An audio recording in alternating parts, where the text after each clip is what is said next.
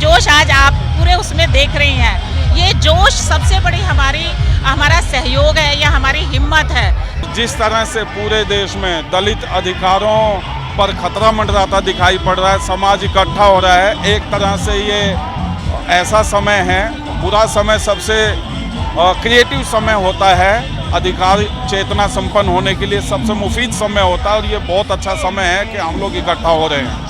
JNU के शोधार्थी हैं, डीयू के जो शोधार्थी हैं, यहाँ के प्रोफेसर्स जो हैं वो लगातार इन विचारों पर, इन मुद्दों पर लिखते हैं। और जो दलित साहित्य है, जो विशेष रूप से बाबा साहब अम्बेडकर की वैचारिकी को आधार बनाकर लिखा जाता है, उस दलित साहित्य को सामने लाना, उस पर चर्चाएं कराना, उसको करंट में रखना। क्योंकि होता क्या है कि रचनाएं तो लोग लिखते हैं लेकिन उन पर बातचीत नहीं होती, उन पर लिखा नहीं जाता। तो इस पत्रिका के माध्यम से उन रचनाओं को हम सामने लाते हैं, उन पर बातचीत होती रहती है।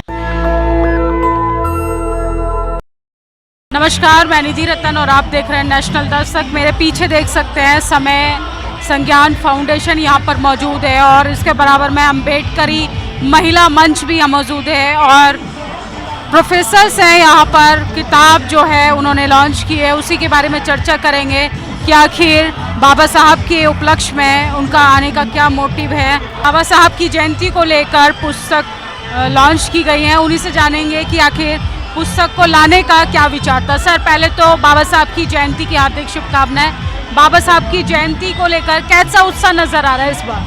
जी, ये जो उत्साह है साल दर साल दिन पर दिन बढ़ता जा रहा है और जिस तरह से पूरे देश में दलित अधिकारों पर खतरा मंडराता दिखाई पड़ रहा है, समाज इकट्ठा हो रहा है, एक तरह से ये ऐसा समय है, बुरा समय सबसे क्रिएटिव समय होता है, अधिकार चेतना संपन्न होने के लिए सबसे मुफीद समय होता है और ये बहुत अच्छा समय है कि हम लोग इकट्ठा हो रहे हैं। जी, समय संज्ञान फाउंडेशन की तरफ से ये पुस्तक आज आई है, इसको लाने का क्या मतलब है?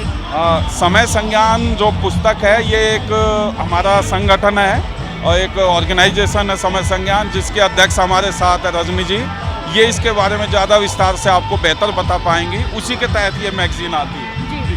तो मैम, पहले तो आपको बाबा साहब की जयंती की बधाई, क्योंकि मुझे लगता है भारत में महिलाओं के फेवर में अगर कोई चीज़ है तो वो संविधान है। तो क्या कहेंगी, पुस्तक लाने का क्या विचार था? ये जो समय संज्ञान है ये पुस्तक नहीं है, ये एक रिसर्च जर्नल है, एक पत्रिका है जो हर 3 महीने में आती है और हम 2022 से लगातार इसको निकाल रहे हैं और बहुत अच्छा रिस्पॉन्स है इसको लेकर। क्योंकि जैसा कि आप जानते हैं कि इस समय देश भर की नहीं, विश्व भर की जितनी भी समस्याएं हैं उन समस्याओं का आज एक ही जवाब है और वो जवाब है बाबा साहब अम्बेडकर। तमाम विषयों पर, चाहे वो एनवायरनमेंट है, चाहे वो इकोनॉमी है, चाहे वो पॉलिटिकल इश्यूज़ हैं हमारे, चाहे सामाजिक मुद्दे हैं, इन तमाम मुद्दों पर बाबा साहब अम्बेडकर की जो वैचारिकी है, उनके सिद्धांत हैं, उनकी जो शिक्षाएं हैं, आज वो हमारे जितने काम किए हैं, तो हमारी जो पत्रिका है उन सिद्धांतों पर ही आधारित है। उन पर लगातार हमारे जो जेएनयू के शोधार्थी हैं, डीयू के जो शोधार्थी हैं, यहाँ के प्रोफेसर्स जो हैं वो लगातार इन विचारों पर, इन मुद्दों पर लिखते हैं। और जो दलित साहित्य है, जो विशेष रूप से बाबा साहब अम्बेडकर की वैचारिकी को आधार बनाकर लिखा जाता है, उस दलित साहित्य को सामने लाना, उस पर चर्चाएं कराना, उसको करंट में रखना। क्योंकि होता क्या है कि रचनाएं तो लोग लिखते हैं लेकिन उन पर बातचीत नहीं होती, उन पर लिखा नहीं जाता। तो इस पत्रिका के माध्यम से उन रचनाओं को हम सामने लाते हैं, उन पर बातचीत होती रहती है। तो एक तरह से हम एक मोमेंटम बना रहे हैं कि हम ज़्यादा से ज़्यादा आम लोगों में उन तमाम चीज़ों को लेकर जाएं। जी, जब हम दलित साहित्य की बात करते हैं तो तमाम चुनौतियों का भी सामना करना पड़ता है। चूँकि आप महिला भी हैं, लेखक भी हैं, प्रोफेसर भी हैं, उसके बाद किन किन चुनौतियों का सामना करना पड़ा आपको? देखिए, चुनौती जो सबसे पहली चुनौती है इस तरह के काम को करने की, वो फाइनेंशियल चुनौती है।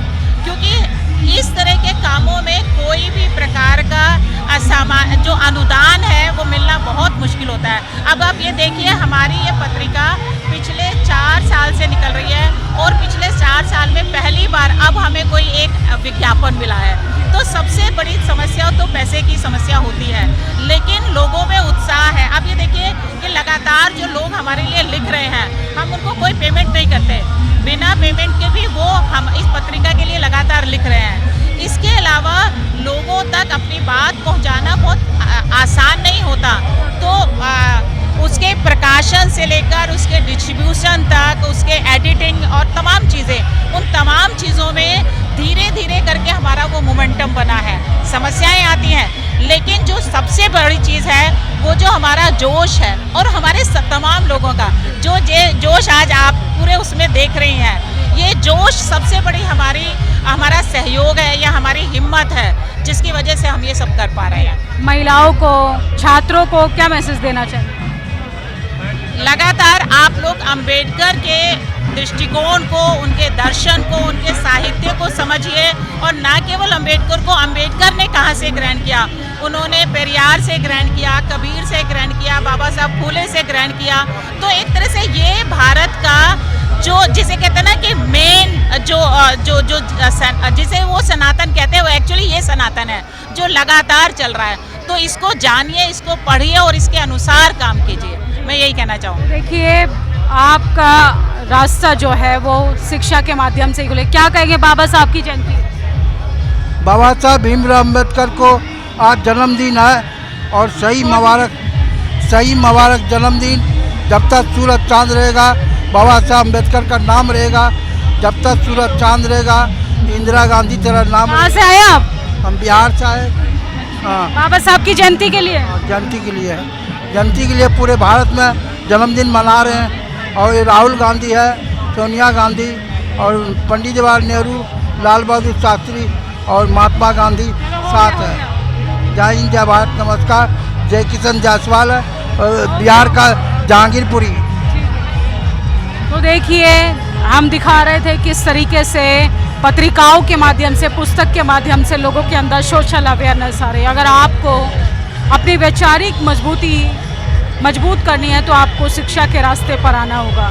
दलित से डिलीट तक का सफ़र किया था बाबा साहब ने और उसी की लड़ाई आज तमाम छात्र वर्ग लड़ रहा है। आप लोगों की क्या प्रतिक्रिया, अपनी राय ज़रूर दीजिएगा। शुक्रिया। नेशनल दस्तक की आपसे गुजारिश है कि अगर इसको बचाना चाहते हैं तो नेशनल दस्तक को सब्सक्राइब करने के लिए रेड कलर के सब्सक्राइब बटन को दबाएं, फिर बेल आइकन की घंटी दबाएं।